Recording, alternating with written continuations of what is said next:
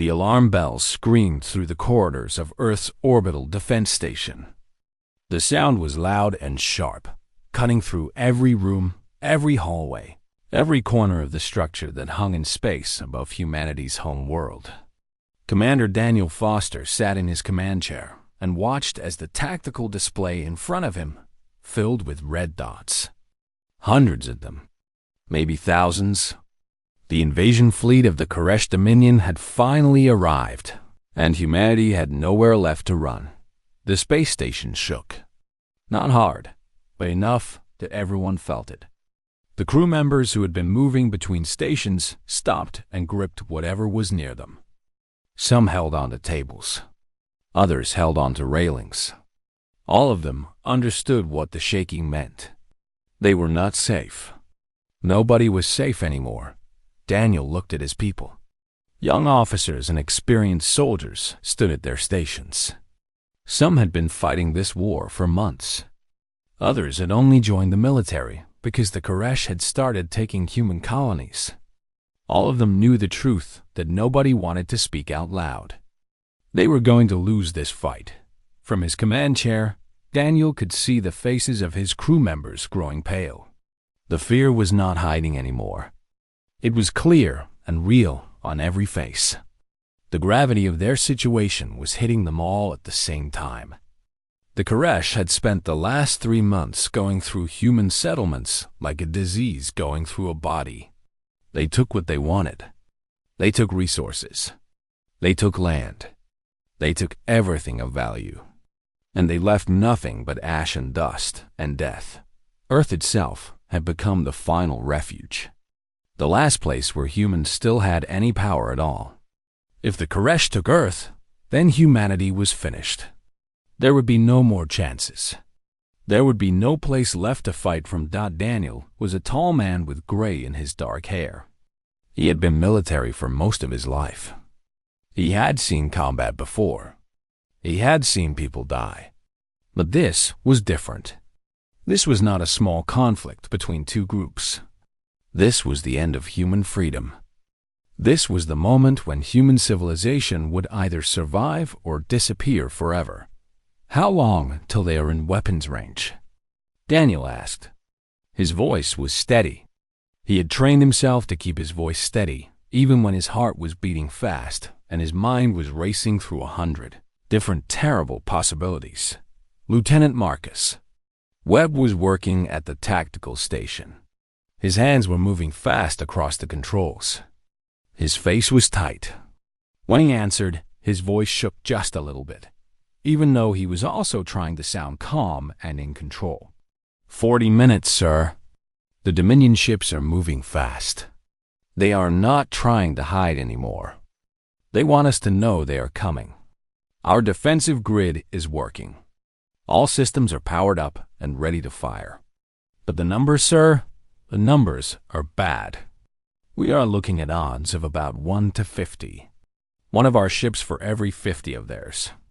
We cannot win this fight. The mathematics is clear. The math does not leave room for hope. Daniel nodded slowly. He had already known the numbers. General Patricia Morrison had given him those exact numbers 2 days ago, when she had come to the space station to see the defensive preparations. She was a tough woman. She did not pretend that things were better than they were. She did not lie to the people under her command. She had told him directly that the odds were terrible, but she had also told him something else.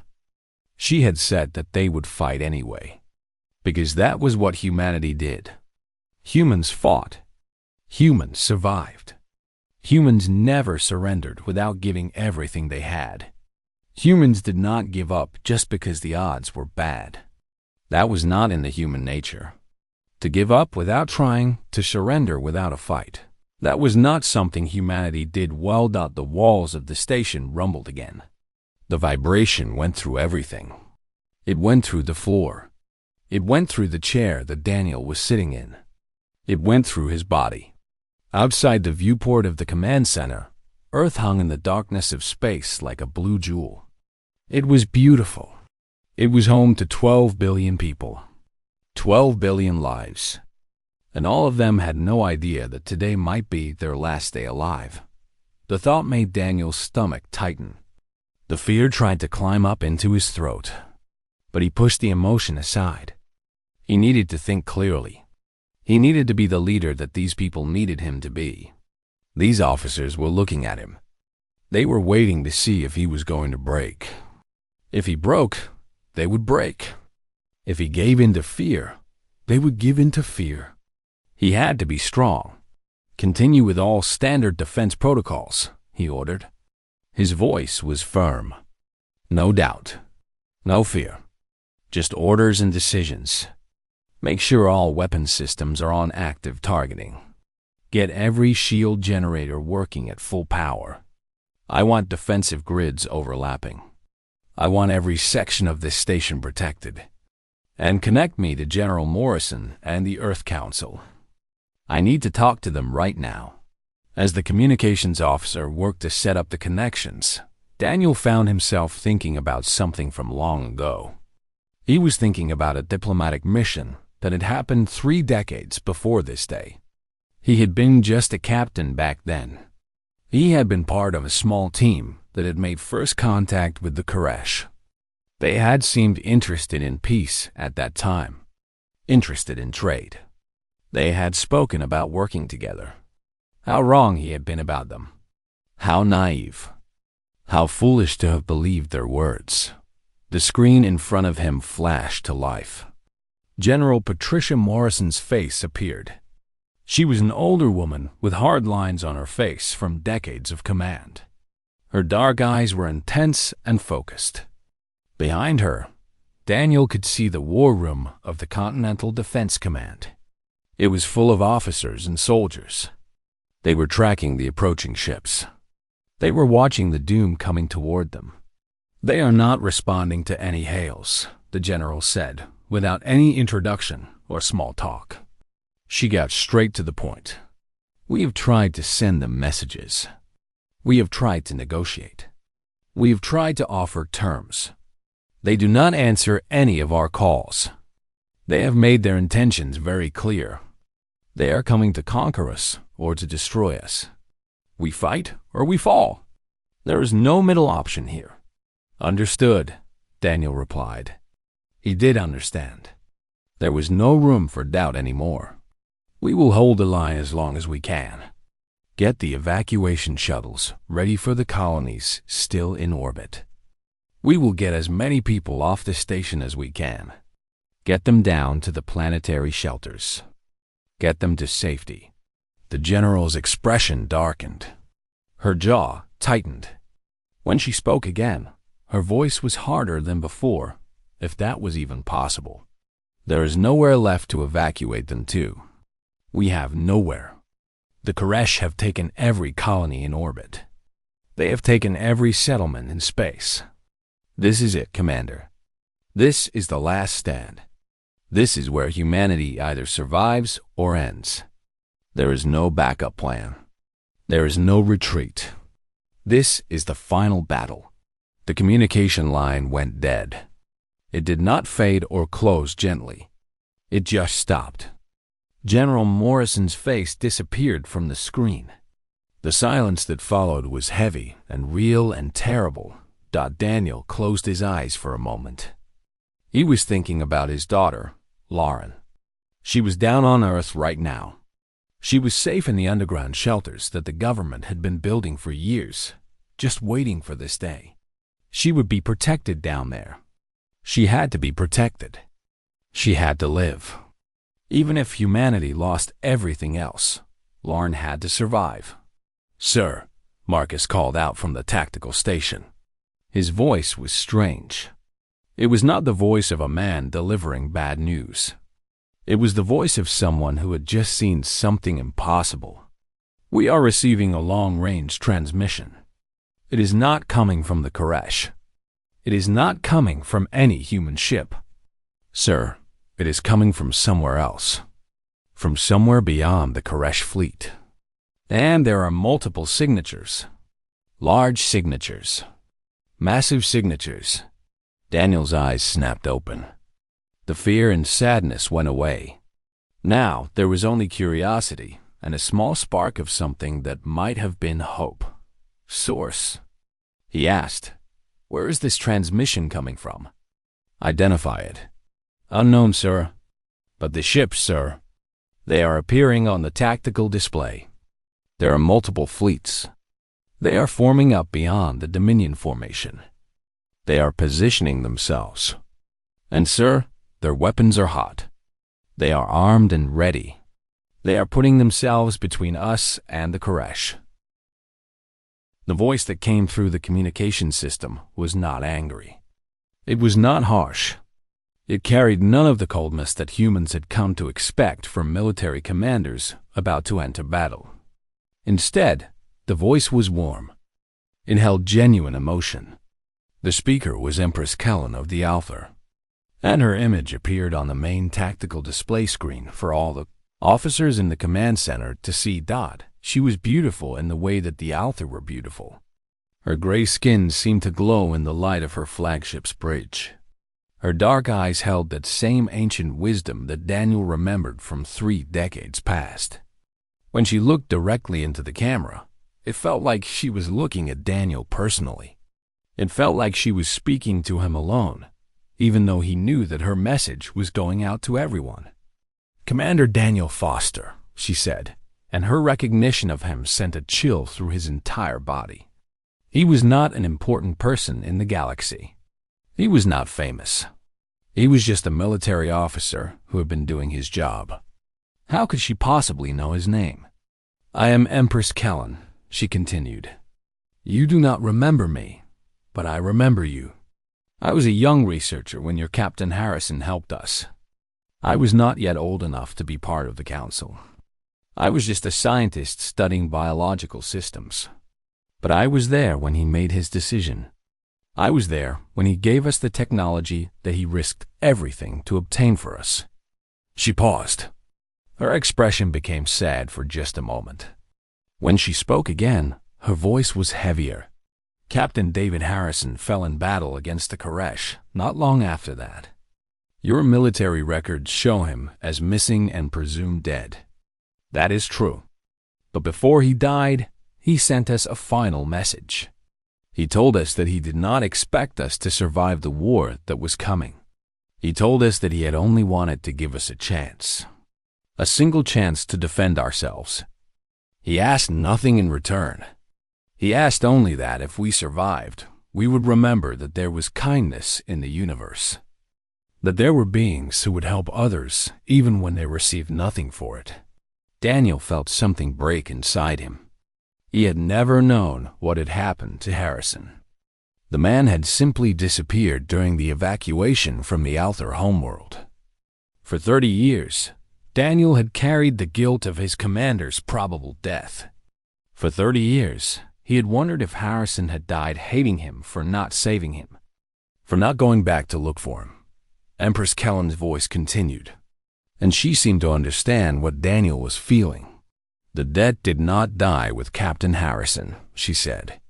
That debt passed to me and to my people. For 30 years, we have carried it with us. We have hidden in the darkness of space. We have rebuilt our civilization from nothing. We have grown from a scattered people living in fear to a strong nation again. And we have done all of this while remembering what was owed to us by the human who risked his life to help us. She turned away from the camera. Daniel could see her moving to a tactical display on her own bridge. She was looking at something. Her hands were moving, pointing at something beyond the range of the camera. When she turned back to face the camera, her expression had changed completely. Now it was fierce. Now it was hard. Now it was the expression of someone ready for war. We have watched humanity's struggles across the years, Kellen said. We have hidden in the shadows, rebuilding our strength. But we have never forgotten. When we learned that the same enemy that destroyed our civilization was now threatening yours, we knew the time had come to honor what was owed. She leaned forward. Her voice became strong and clear. The Alther Starfleet stands with humanity. Today, we repay the debt. Today, We save a species that once had faith in us when they had no obligation to do so. Captain David Harrison believed in us when we had nothing. He gave us the tools we needed. He risked everything for us. Now, humanity will know what it means to have the Aether as allies. Now, you will see what we have become in these 30 years. Now, the Koresh will learn that they cannot take what belongs to us. The transmission ended. It did not fade gently. It just stopped. Empress Kellen's image disappeared from the screen. But the message was burned into every mind in the command center. The Aether were coming. They were not retreating. They were not hiding anymore. Daniel looked at the tactical display. The sensors were updating. New contacts were appearing. Massive contacts. The designations started coming through, and Marcus Webb's voice shook as he read them. Capital-class ships, sir. 37 of them. Some of them are the size of small moons. Cruisers and destroyers, hundreds of them. Fighter craft, thousands. Sir, this is not a defense fleet. This is a war fleet. This is the military strength of a major galactic power. And they are all positioning themselves between the Koresh and Earth. General Morrison's voice came through the secure channel, and for the first time in weeks, she sounded like a person who believed they might actually survive. Commander, we have a chance. We actually have a chance. The Koresh expected to come here and crush us under their heel. They expected an easy victory. But now they're faced with opposition they did not predict. We can fight back. With the Aether supporting us, we can actually fight back. Daniel sat in his command chair and felt the weight lift from his shoulders just slightly. The odds were still bad. The Koresh fleet was still enormous. But now humanity was not facing them alone. Now there were allies. Now there was hope that other transmissions began coming through. Ships from different Aether military units were identifying themselves. Each transmission carried the same message. They had come to stand with humanity. They had come to honor an old debt. They had come to make sure that the Koresh never conquered another world again. Daniel looked out at Earth through the viewport. The planet was still hanging there in the darkness of space. It was still beautiful. It was still home to his daughter and to billions of other humans. But now, for the first time since the alarms had sounded, Daniel allowed himself to believe that it might survive, that they might all survive. He opened a direct communication line to Empress Kellen's flagship. When her image appeared, she was already looking at him with a slight smile on her face. I remember you now, Daniel said. You were the young researcher. I remember you standing in the background during the council meetings. Yes, Kellen replied. I remember you as well.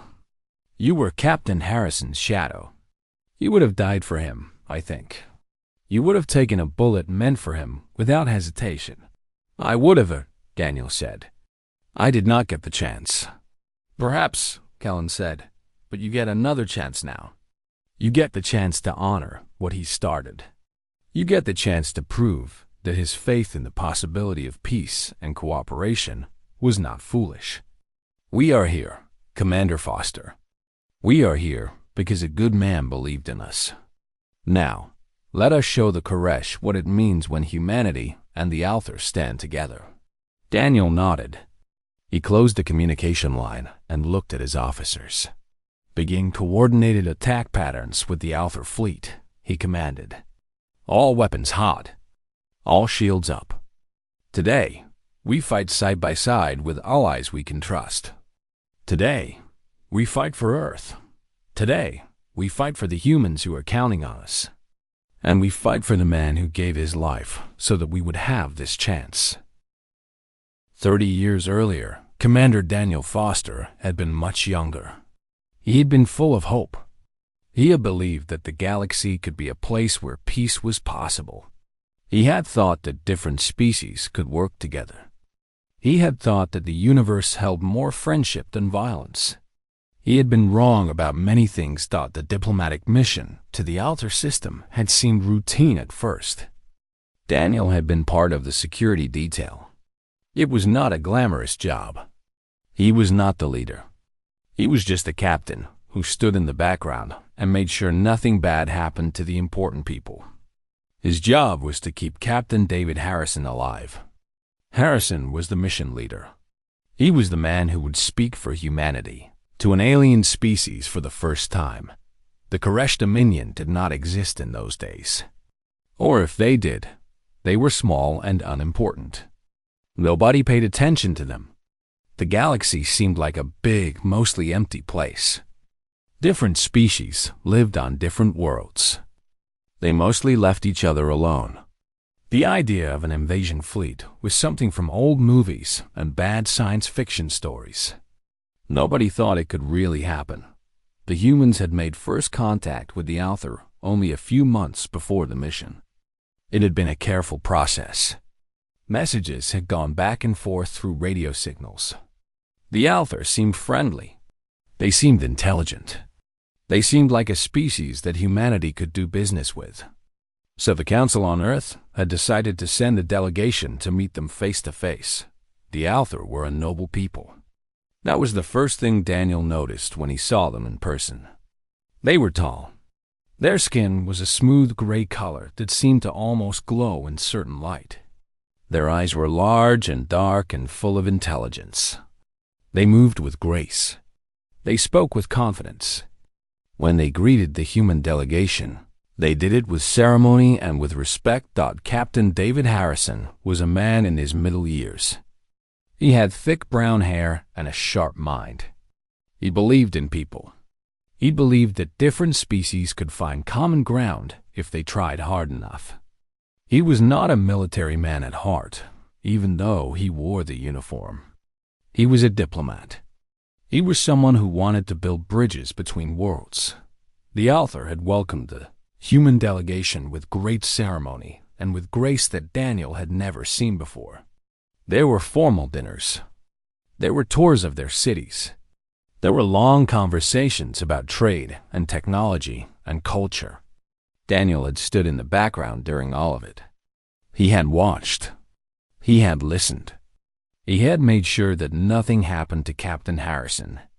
That was his job. That was what he was good at. But during the third week of the mission, everything changed. The Alther government had requested an urgent private meeting with Captain Harrison. They had not explained why. They had just asked for him to come to the council chambers. Daniel had wanted to go with him, but they had asked for Harrison to come alone. So Daniel had waited in the quarters they had been given, and he had worried Dot when Harrison came back. His face was gray. His hands were shaking. He had gone straight to the communications room and asked for a secure line to Earth Command. He had written a message. Daniel did not know what it said, but he knew it was important. He knew it was something bad. The next day, Captain Harrison had called Daniel to a private meeting in their quarters. He had closed all the doors. He had checked for listening devices. Then he had told Daniel what he had learned. The Alther were in trouble. The Koresh Dominion had grown impatient with Alther independence. The invasion fleets were massing at the borders of Alther space. The Koresh had sent demands. Join the Dominion or be destroyed. There was no third option. There was no negotiation possible. The Koresh wanted power. They wanted control. They wanted to rule the Alther like they ruled everything else they conquered. The Alther Council had tried everything. They had tried to reason with the Koresh. They had offered trade agreements. They had offered resources. They had offered everything they could think of. But the Dominion wanted only one thing: submission, complete and total surrender, or annihilation. The Alther would either become slaves, or they would cease to exist. Captain Harrison had told Daniel that the Alther had asked him for help. They had asked if humanity could share some of its advanced defensive technologies. They wanted weapon systems. They wanted shield generators. They wanted the tactical doctrines that humanity had developed over centuries of conflict. They wanted anything that might help them survive what was coming. "We have to help them," Harrison had said. His voice was hard. His decision was made. "We cannot just watch them be slaughtered. We could save them. We could give them the tools they need to defend themselves. How can we turn our backs on that?" Daniel had questioned the decision. It was not authorized. Earth Command had not approved it. There were regulations against sharing human military technology with aliens. There were laws. There were rules. But Harrison had not cared about those things. He said the rules did not matter when people's lives were at stake. He said that humanity had the chance to do something good, to save a civilization, to prove that humans were more than just soldiers and weapons and conquest. He said that kindness mattered, that compassion mattered, that they had to try, even if it violated orders. So Daniel had helped him. They had accessed the files. They had copied the defensive schematics. They had written down the tactical information. They had prepared data cores with everything the author needed. And then, in secret meetings, they had given it all to the author council. The author had been grateful. They had thanked Harrison. They had told him that he had saved their civilization. They had said that humans were great and noble, and that they would never forget what he had done. But it had not been enough. The technology was advanced, but the Koresh had more ships. They had more soldiers. They had more resources. The author had used the human technology to improve their defenses, but the Koresh had used their superior numbers to overwhelm everything. The author had fought hard. They had fought with desperation, but they had lost. Whole Alther cities had fallen to the Koresh. Millions of Alther had died. The survivors had been forced to retreat into the depths of space. They had fled to hidden fortress worlds. They had gone into hiding. Their great civilization had been reduced to scattered remnants trying to survive in the shadows of the galaxy. And then, 3 years after the failed evacuation, the Koresh had discovered that humans had helped the author.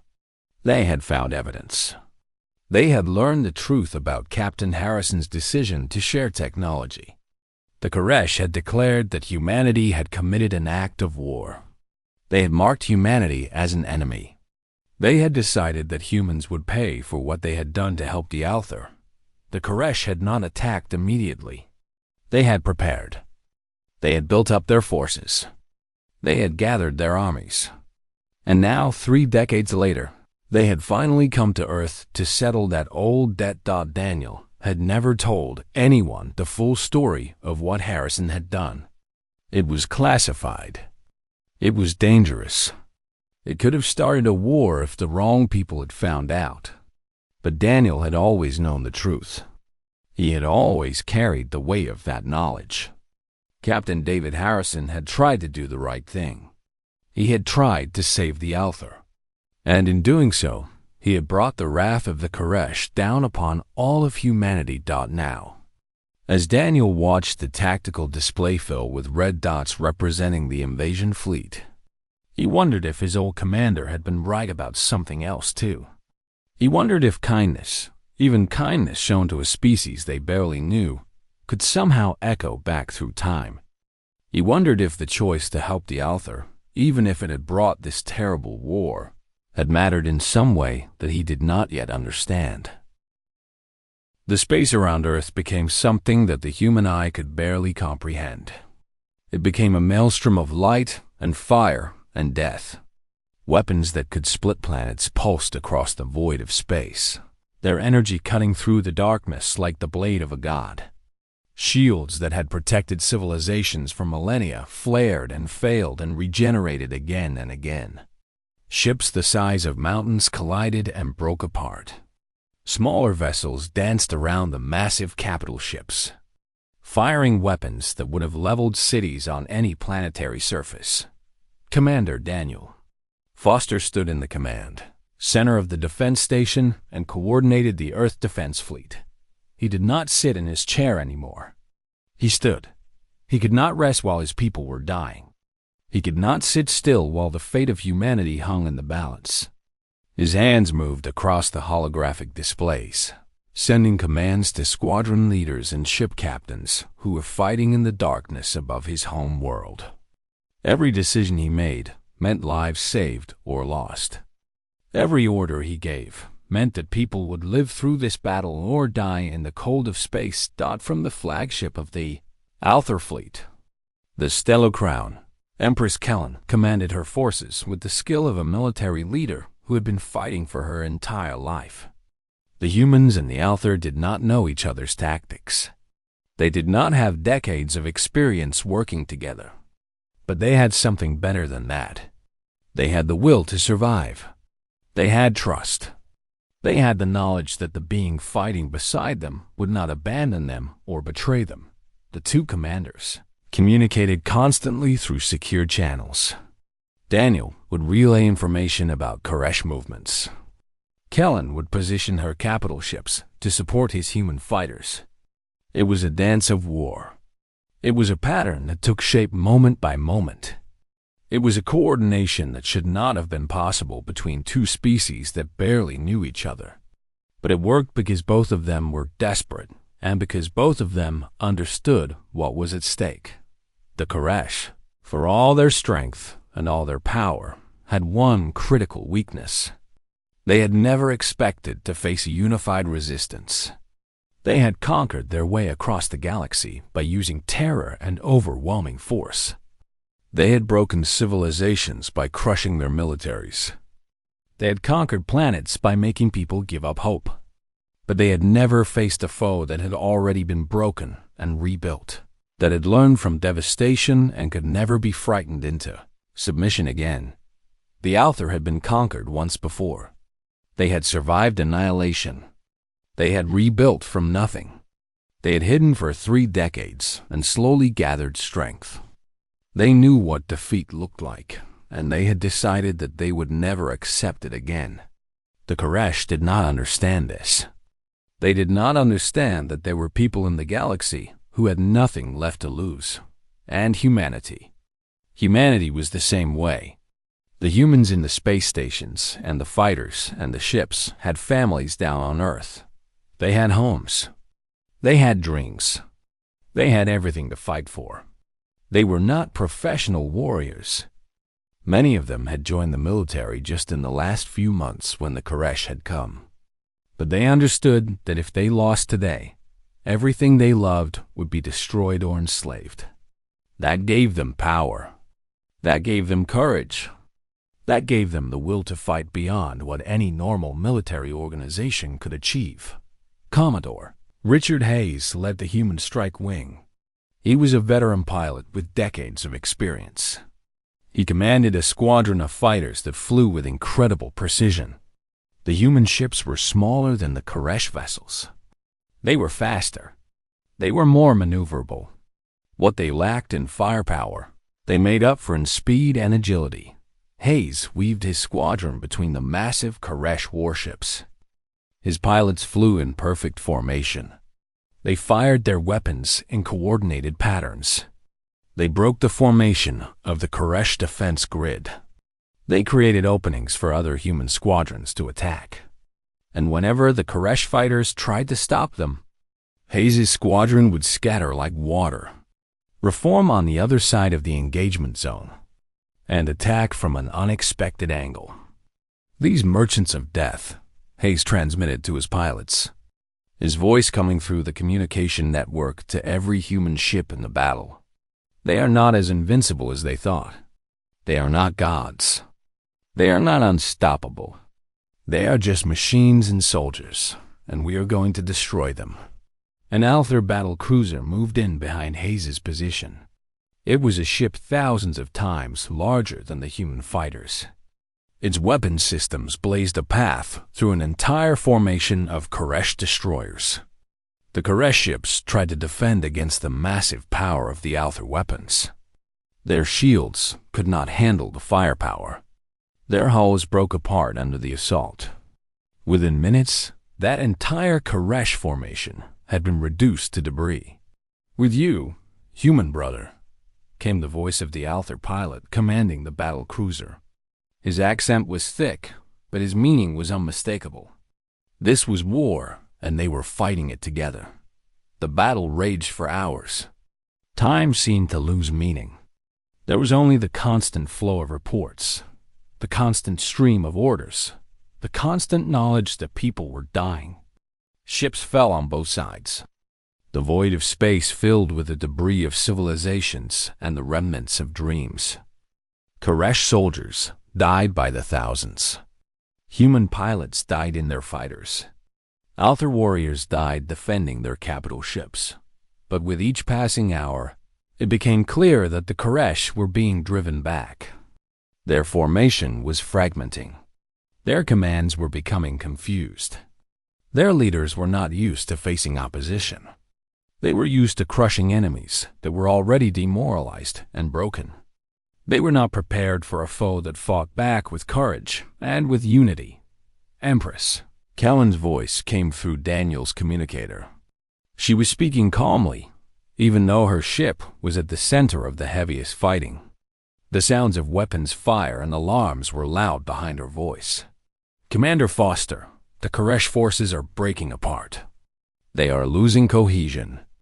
I suggest we concentrate our forces on their command vessel now. If we destroy the flagship, their entire fleet will collapse. The soldiers will have no orders. They will have no direction. We can end this today if we are willing to push through their strongest defenses one more time." Daniel nodded to himself, even though Kellen could not see him. She was right. The flagship was a massive ship. It was the most heavily defended vessel in the entire Koresh fleet. But it was also the heart of their military strength. If they took it down, the entire Koresh invasion would fall apart. "Agreed," Daniel said. "Converging all forces on the Koresh command vessel. All squadrons, concentrate fire on target Alpha 1. This is it. This is the final push." The Stellar Crown moved with surprising grace for its massive size. The Alther captain who commanded it was skilled.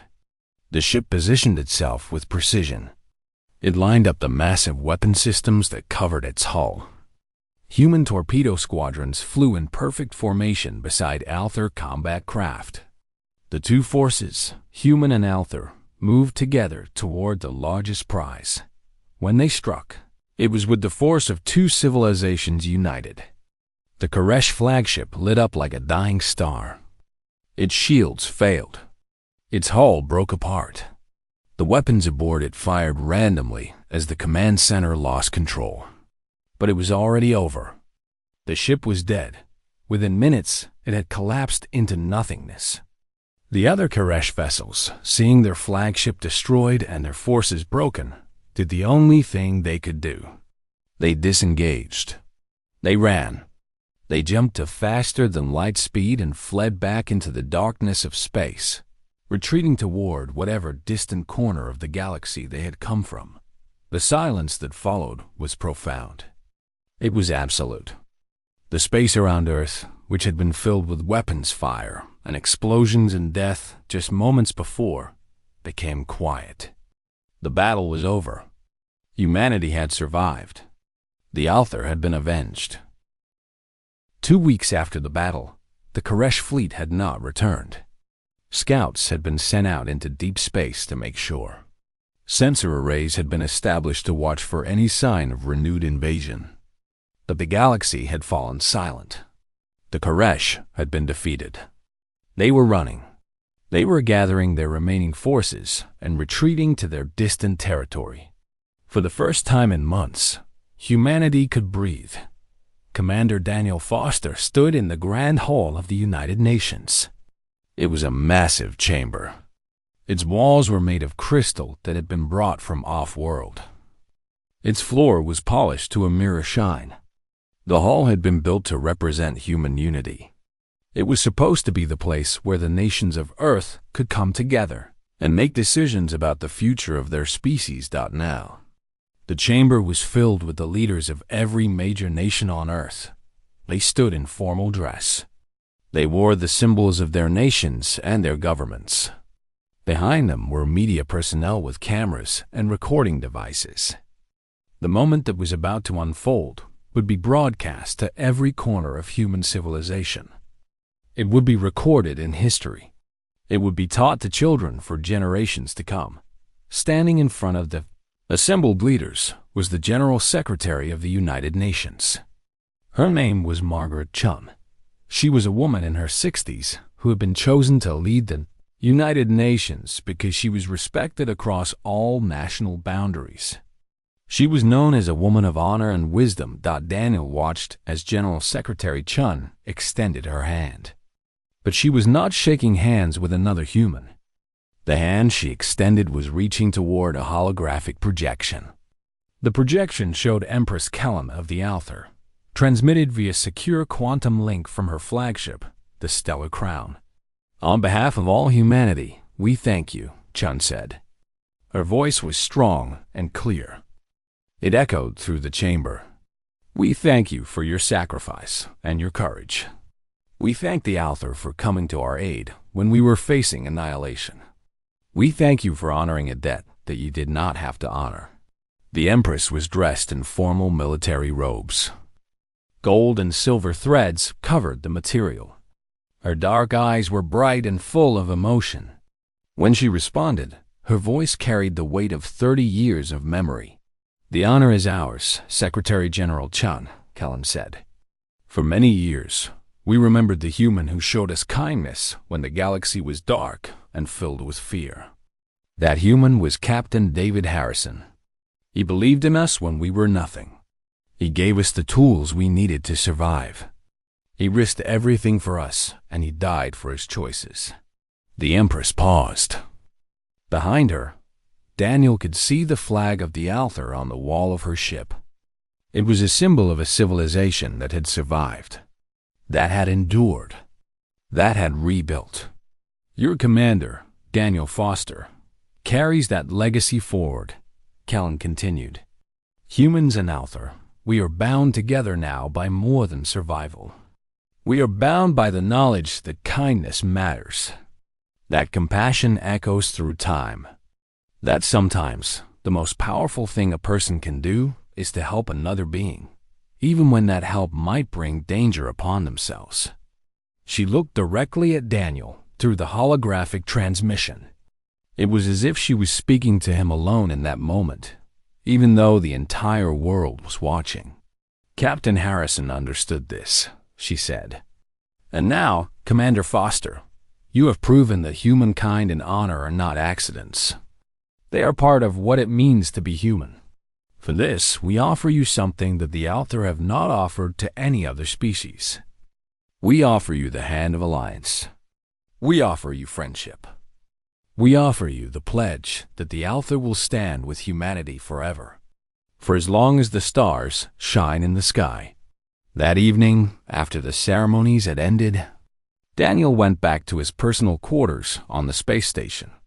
The station had been damaged during the battle. Repairs were underway. The walls still showed scars from the weapon's fire. But it was home. It was still standing. It had survived. Daniel opened a secure file on his personal computer. The file had been sealed for 3 decades. It contained the complete mission record from the diplomatic delegation to the Alther system. The record included every decision. It included every action. It included the evidence of what Captain David Harrison had done. At the bottom of the file was a message. It was a recording that Harrison had made just before the evacuation from the Alther homeworld. Daniel had never seen it before. He did not know it existed until he found it in the classified archives. He clicked the play button. The screen flickered, and the image of a younger Captain David Harrison appeared. Behind him, Daniel could see the alarms flashing. The sounds of the battle outside the window were loud and terrible. Harrison was seated at a desk, and he was speaking directly to the camera. "If you are watching this," Harrison said, "then perhaps humanity has learned something important. We helped the Alther not because it would benefit us. We helped them because it was right.